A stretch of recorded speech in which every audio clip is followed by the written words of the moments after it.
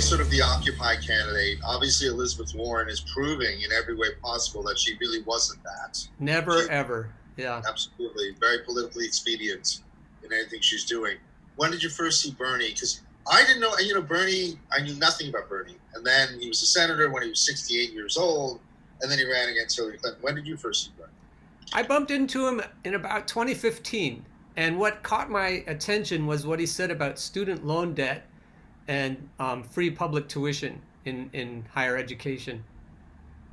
All right, so he wanted to forgive student loan debt, and he wanted to provide college like it's high school, that it's included in taxes. K And through that 16. and did you vote for him in 2016? I did. I voted for him in the Pennsylvania primaries, and then I voted for Jill Stein in the general election. I can't stand that crap. Do you really not see a difference between Hillary Clinton and Donald Trump? Do I not see a difference? Oh, is that where we're going to go? We could probably spend 20 minutes, a good 20 minutes on that one. Well, first of all, let's I'm go absolutely Bernie or bust. Unrepentant. You're the first Bernie or bust person I've really had, and this is very exciting. Oh, But good. first, I'm going to ask you something that we agree on. We agree on universal health care. Oh, yeah. All right? And we agree. Hillary tried to write a universal health care bill. You guys, Bernie always talks about taking on big pharma and taking on the medical business. There's too much greed there, without a doubt. How do we take them on but not destroy them? What are your thoughts about it? No, we have to destroy them. So I- vote blue. Vote blue no matter who is coming right out of David Brock, AstroTurfing. There are millions of dollars behind David Brock, both election cycles, to get into Facebook groups and other social media places. And the first one was called Correct the Record. So they go in there and they try to talk Bernie people into being vote blue no matter who. And that absolutely enables the oligarchy to keep their power. If we have to vote for their lesser evil candidate, then we'll never get anything because they don't intend to. They're controlled opposition. The Democratic Party has no intention of reining in or even slowing down the Republican Party. They're complicit. They want exactly the same things. It's just good cop, bad cop. So if you believe that the Democrats will ever give you what they say they want to give you, then I've got a few bridges to sell you. All right, now, this is getting into interesting terrain because 2 months ago, the idea of destroying the current pharmaceutical industry and the current medical industry wouldn't be that, you'd be like, that's impossible. What are you talking about? We've just lost 40% of the workforce and we're going to have to survive. So if we took on and totally redefined the pharmaceutical business and the medical business, it's now more palpable that we can actually do that because we're seeing total destruction. So It's why time. not? You know what I'm saying? So this Yeah. is actually more feasible. What is your vision for universal health care? What would it cost? What is Medicare for all? What is I want it to look a lot like it looks in Canada. Okay. So And that's. How do you know enough about how Canada did what it did? I know it started in 1962, and so it's been around long enough to have proven itself. And so whether I know all the details or not is irrelevant. I just know that what they have. I know Canadians. I hobnob with quite a few Canadians, and I don't think they're lying. And Right. so and if we needed to get into the nitty gritty, I'm not that interested. My brain, it has to go nitty gritty. I'm a music professor. I'm a musician. I have to toggle both brain hemispheres, but when it comes to the big picture stuff, I trust the people I know who really enjoy the nitty gritty, and so so if you're just gonna, it's not to me that interesting to drill down and quiz me if I know all the details of the Canadian system. Sure. I'm just I'm going on some trust. I'm reasonably sure that something like that, single payer, cutting out the middlemen, would be a good deal. Save us a lot of money. I also trust Chris Hedges. I trust. I could give you my list of people who think that, and their bona fides are very good. That universal health care in the Canadian model, so more or less, is a vast improvement over what we have now. I think you're probably right, and I'm beginning to see that people have thought about this a lot, sort of believe in that great Bernie line, Medicare for all, meaning we just got to do it, okay? So in other words, whatever it costs, let's just do it. Let's just get to that. Without all the complex stuff that's meant to kiss the insurance company's ass, let's just actually expand Medicare to all people. And if you don't want to kiss the oligarch's ass, you have to trust that it's going to save the regular people a lot of money. All right. They're going to save money. They're going to, regular families, normal families, working class families are going to save money on their healthcare costs. This is fascinating because you're turning me on to a very, very simple idea. Because the last person I spoke to, which was a very smart woman in Georgia, who was the only journalist who asked Jimmy Carter a question at his announcement, because nobody thought Carter would win. There were 4 journalists there, and she was the only person who asked. And she was sort of like, "Are you serious?" That was the question. And so anyway, she was talking about Canada, and others have spoken about Canada. And, I had someone in Sweden who was obviously talking about Sweden and England, and England's incredible, right, with their healthcare. So, we're a huge country, and Canada's a huge country. I'm going to actually get a Canadian and find out how they did it. But also what you and I are talking about is just get Medicare and expand it to everyone. And it's as simple as that. But don't go down the road that Joe Biden does and other people who are economically illiterate and say, how are you going to pay for that? Because then we have to get into MMT, modern monetary theory. We have to bring out Stephanie Kelton. We have to talk about how do they pay for military and how do they pay to bail out big banks? And how they do that is they print money into existence. And so if they can do it for war, they can do it for regime change, then they can do it for Medicare. They also could do it for a UBI. They could also pay workers $2,000 a month to get through the COVID crisis. It's so true that we're so concerned about business owners. And I myself believe in investing in the hood and investing in the 99%. But when that thing contracts and you have people that cannot work, we need to provide something that we've come up with called demand side economics. You've got to have the consumer having money and surviving. And Bernie's the main guy out there talking about that. Yep, guaranteed, not just guaranteed UBI, but guaranteed work, guaranteed employment, full employment for anybody who wants it. Right. And that as a government initiative. Right. As a government initiative. And that can be through investing privately in the hood as a government, which you can do. Pull away from the military or have the military be a business incubation organization that's transparent. That's interesting. Israel is starting to do that.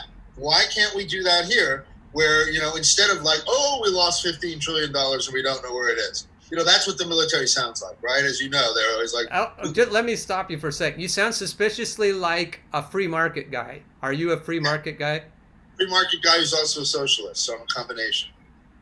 Okay, so you know that capitalists don't really want a free market. They do everything possible to get monopolies going. So if you're a capitalist, then you're not a socialist. But you could want free markets, like a libertarian. There's some honest-to-goodness libertarians who really do want the government out of our business. But then what we have is freedom not only from bullies, but we have freedom to bullies. And so if you don't exert any muscle to keep bullies from bullying, then you'll never have a free market. And so it's a pipe dream. You're never going to have a free market unless you have some authority to keep the monopolists from monopolizing. I'm going to mention a phrase that I mention in every interview that I do, and that will be in every interview that I am doing here. You don't believe that we can inspire business to do 100 times more? That's impossible. You must muscle business into submission, right? Now, I'm all about businesses being inspired, especially small businesses. It took 40 years to take mom and pop out. They're pretty resilient, but it took 40 years. Trucking is a really good industry to talk about how the independent truckers have been squeezed and squeezed. It started with Jimmy Carter deregulating the transportation industry, and it's gone. And Jimmy Carter was an honest-to-goodness neoliberal. If you really look at what he did, he started it. He started that path, and so that's free market. That he was talking as though he was a free market. That is neoliberalism, and neoliberals don't want a free market. They want All right. anything but. So you could argue for a free market if you want, but then you've got to talk about how to use a government that's big enough and strong enough to keep the monopolists in check.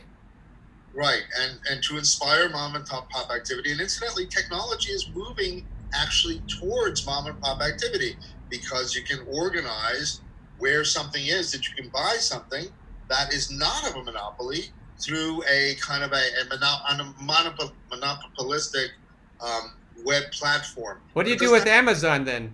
I know, gross. Okay, so let's get into something, because I've been hearing all over post primary, because these primaries do seem fairly over, even though we do have primaries. I've been hearing neoliberal as a dirty term for burners, and so I've heard suddenly, for the past 10 days, I haven't heard this before this, the idea that the neoliberal is this terrible thing. What is a neoliberal? You're coming pretty late to this conversation. It's been raging since at least 2015. Neoliberal is Margaret Thatcher, Ronald Reagan. More of the roots of it come from James M. Buchanan. I've devoted 4 of my episodes on my show to James McGill Buchanan, who is an economist from Tennessee. Right. What you have is, it's right wing. Neoliberalism is right wing. And so the new right contrasts with the old right. So an honest to goodness traditional conservative is different than a new right winger. A new right winger can be either a Republican or a Democrat, and there are many, many right wing Democrats, and they are neoliberals. It's right wing. It is putting the market and the needs of the market ahead of everything else. But it also and that's what traditional liberals also believe. But not only putting the needs of the market ahead of regular people and what regular people need, it also puts the idea that and that the market can solve everything, can solve everyone's problems if you incentivize it correctly. But it also favors transnational corporations. It favors trade agreements like TPP and NAFTA and offshoring and all the things that have killed the middle class. So it isn't really, even though it's new right, I don't see it as really being traditional conservatism. I don't see it, and I don't really see it as being free market. I see it as being anything but free market. Okay. Why? Because it puts rules in place. As James M. Buchanan says, it's about the rules of the game. He said the political part is setting up the rules of the game, and the economic part is how you play once you know what those rules are. So the way the rules are set up by neoliberals is to favor transnational corporations, to favor huge corporations over workers, to break up unions like Ronnie Reagan did with the air traffic controllers, to break up to enact legislation like right to work that makes unions weaker, to weaken the power of the labor force, and to give that power and the spoils of the productivity of the American worker into the hands of the few. That's what neoliberals do. They want trickle up. I know. They extract wealth from the American worker. American workers are 400% more productive now than they were in 1950 due to technological advances, but their wages have been stagnant. So all that 400% increase in productivity has gone right into the pockets of the people who know how to make the rules and pay the rule makers to make the rules that favor them. That is neoliberalism. Okay, so neoliberalism has won in the past 20 years. We know that, for sure. Yes. And that's why we're seeing this big wealth gap. What in your idea, and what is the name of your show, by the way? What's your show called? Howl Underground. Is it named after the Allen Ginsberg poem? It's named after Howell, Alan Kit Howell. And then Underground. And so because social media keeps deleting my accounts or slowing me down, they had the show. Throttle my traffic. You somewhere. I found you had done something very. Are you part of the Yellow Vest movement, or are you going to convention? No. I had Milwaukee. You mean? I had reservations, expensive ones for a cheap hotel, and I had a whole box of yellow vests that I was going to bring with me. We were gonna fuck shit up in Milwaukee, but we didn't do it because the oligarchs figured out how to thwart us. if you remember the 1968 convention, the footage from that convention in Chicago, it was Philadelphia was kind of looking like that. And so what they decided to do is try to take the teeth out of it, because if we have people mobbing the convention and walking out when Bernie doesn't get the nomination again and all that, that's very embarrassing. They were very embarrassed in Philadelphia. Is it going to be a digital thing this year? Is it going to be a... I think the DNC never had any intention of giving Bernie the nomination. They only wanted him to sheepdog. They wanted him to bring his new, young, multiracial coalition into the fold, into the corrupt Democratic fold. So that's Bernie's job, was to bring in the new, energized voters that they need to defeat Donald Trump. But we're not doing it. We're not going for it. Fuck that. We're not going to do that. So that's what the convention was going to be about. So the convention's canceled? What's going on with the convention? No, they postponed it, and it's still scheduled in August. I mean, it is scheduled in August instead of July, but I think it's going to be, I'm guessing it's going to be online. Right, I'm guessing it's going to be online too. And so when someone starts streaming, they just cut it off. Okay, so that's going to be a very convenient thing. There'll be people protesting outside of computers.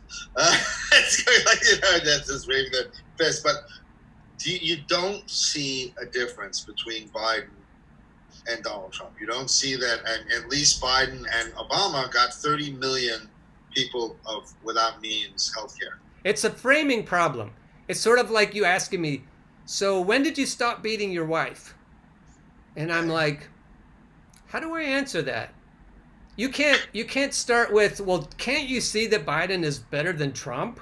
Because that's just a framing problem. It's a trap, and nobody should walk into that trap. And if anyone watches this, I want them to see an example of how to say, no, we're not going to answer that question.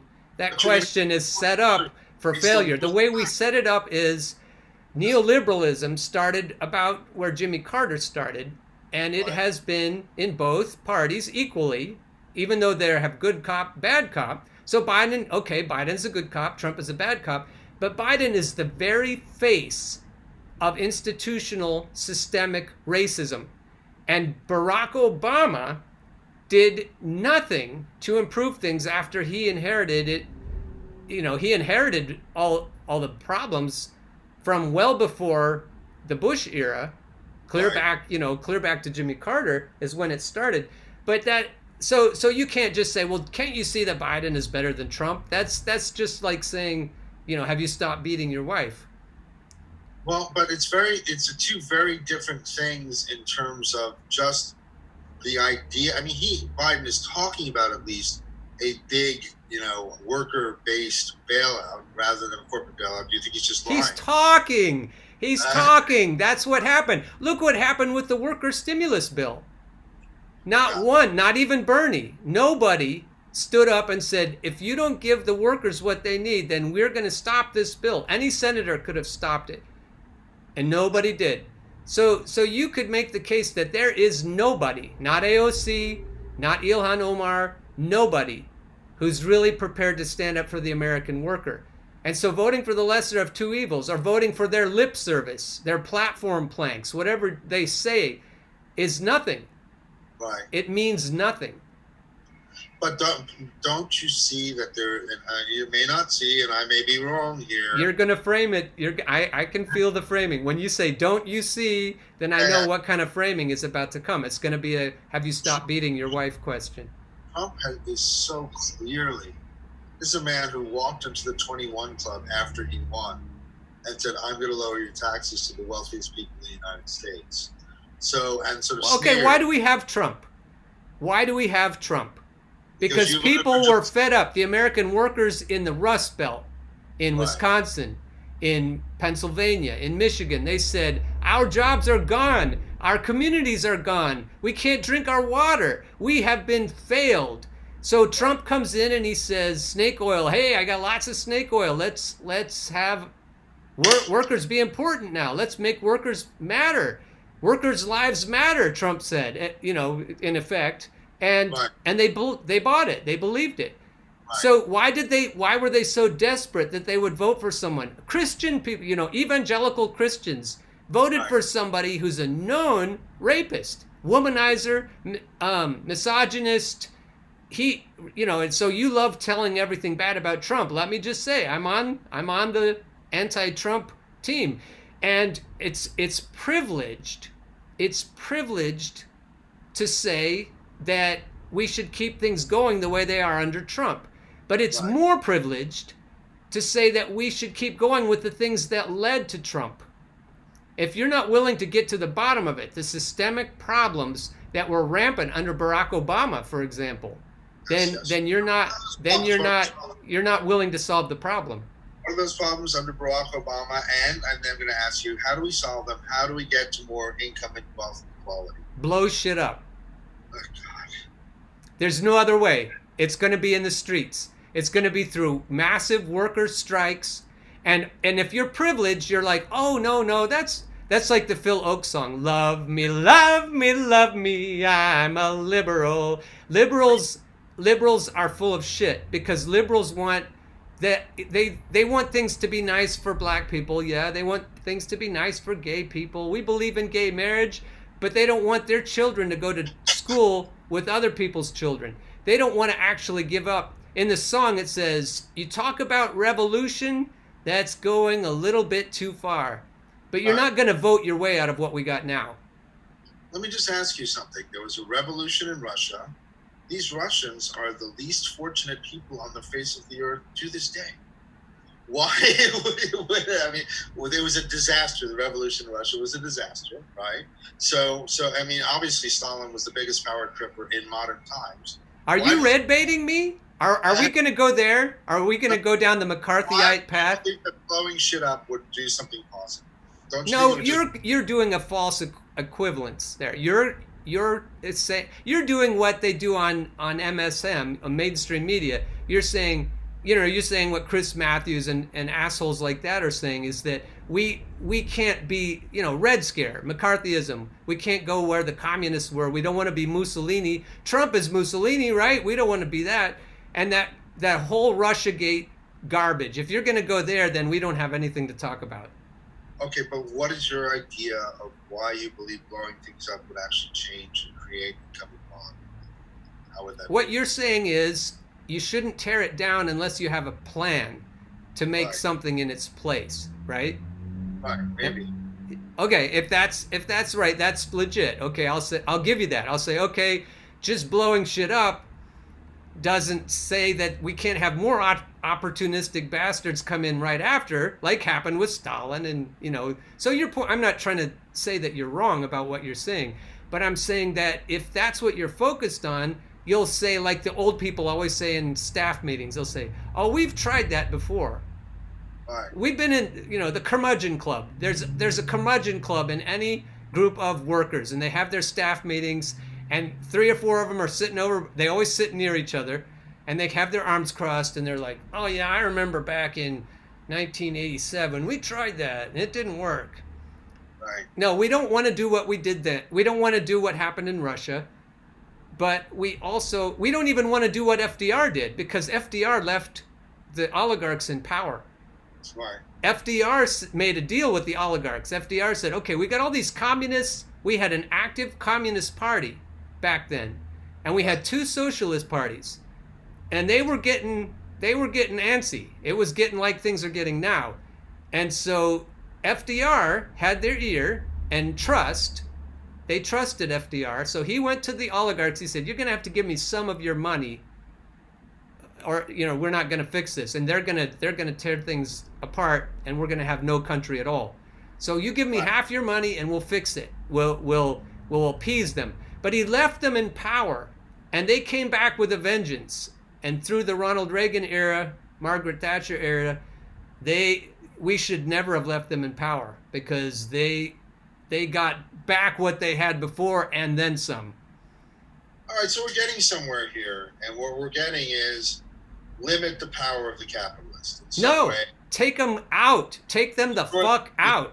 Destroy the power of the capitalist. Yeah, okay? Let the mom and pop business. And what we have then, we have authority, because a lot of libertarians and free market people say we don't want authority. And I have leanings. I have anarchist leanings. I get that. I really understand.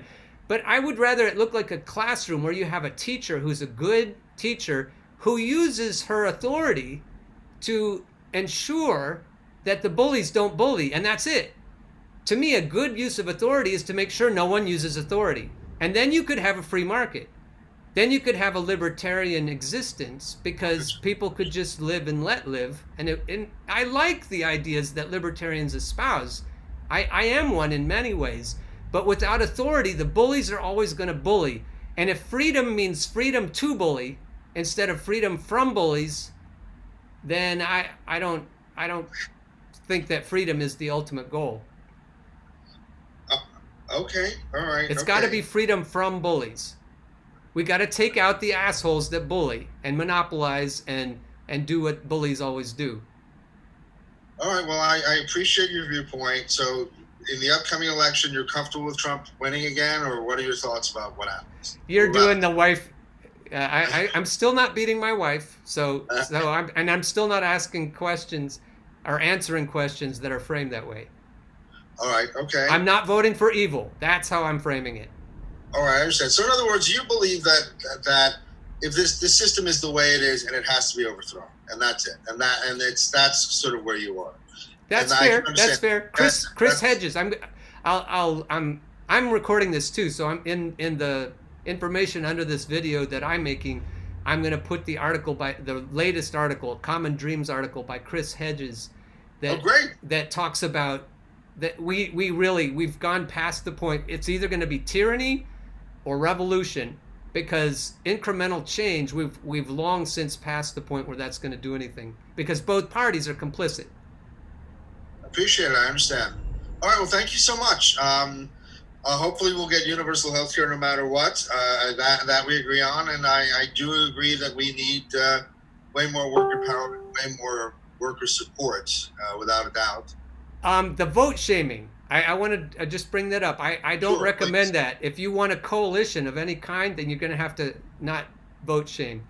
Because every one of those framed questions was really about vote shaming. If anybody should be vote shaming, it should be anyone who's voting for Joe Biden. That's pure evil. And so I'm not against vote shaming as long as you're not shaming people for doing something that's moral and ethical. Like voting third party. That's moral, that's ethical. But voting for Joe Biden is not ethical, and I don't care what you say, I don't care what you do, you're not going to justify voting for Joe Biden. There's no moral, ethical justification for that. Are you out by Ohio? Are you out by Ohio right now? Are you in Amish? I used to be. I used to live in Erie, Pennsylvania, which is right next to Ohio. And the reason I don't live there anymore is because neoliberals decided that the music programs on the west side of Pennsylvania don't need to be there anymore because the high school population is dropping. And so let's just consolidate and have a few music programs around the state, and we'll cut the other ones. So I had to move over to the populated side of Pennsylvania. I'm nearer Philadelphia now, which makes it, more kids to teach music to. But the neoliberals have overwhelmed. The bean counters in education have taken over. All right. Well, so would you say, are there certain parts of the Bernie movement that are more militant like yourself? Are you a part of a? They don't want us to have a voice, but you can tell if you go in the Facebook groups. There was a woman from the Wall Street Journal that interviewed me. She called me up. She was interested. She said, and she talked about the way you did. She wanted to know about the Bernie Bros and the Bernie sisters. Well, how big of a threat is this? Because she's working directly for the oligarchs. And so she interviewed me, and then she printed a hack piece about my Facebook tactics. The truth is that we are legion. The Bernie or bust movement is growing. As soon as they showed the signs of cheating Bernie again, like they did last time, the Bernie or bust, I'm a member of Revolt Against Plutocracy, of the steering committee. And the founder of Bernie or Bust is one of the steering committee. Well, he's the co-founder. The founder of Bernie or Bust? His name is Victor Tiffany, and we have a 53,000 member mailing list, and we have very active social media presence, and if it's not more than 20% of Bernie supporters, I'll be surprised, because it was already that according to the polling months ago.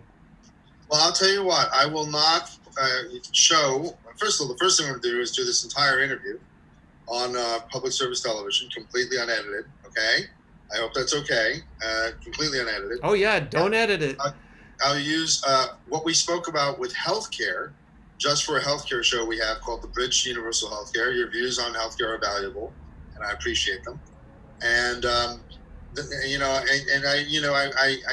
if I put anything in a book, it's going to be the full interview with some commentary, and the commentary will not be insulting. It will be, I might disagree with you, but I've actually been swayed by a lot of the Bernie people. I've actually enjoyed. None have been as militant as you at all. I've spoken to people that will vote for Biden and all that kind of stuff, and are still hate Biden right now. You know what I mean? I still are fighting him and want to be more liberal, but I enjoyed this conversation. You're definitely what I was looking for in the beginning, which was someone who's very tough on this situation and who probably does, if I use the term burn it down, is probably a little bit okay with burn it down. Yep. And so I appreciate that. And I love talking with you, and I will show you the film probably within about 2 weeks. We're backlogged here, but we'll have it on public service television the entire conversation. Excellent. Okay, and that'll be the first iteration. And if anything you do within the show, I'd be on, and I will love to see it. Alrighty, excellent. Thanks for adding me on Facebook too. Hopefully we can keep in touch. Thank you so much, and keep up the work that you're doing. And there are two things we agree on: income and wealth equality, and universal health care for all. Alrighty, and however we get there, whether it's burning it down or not, I hope we get there, and I think we can.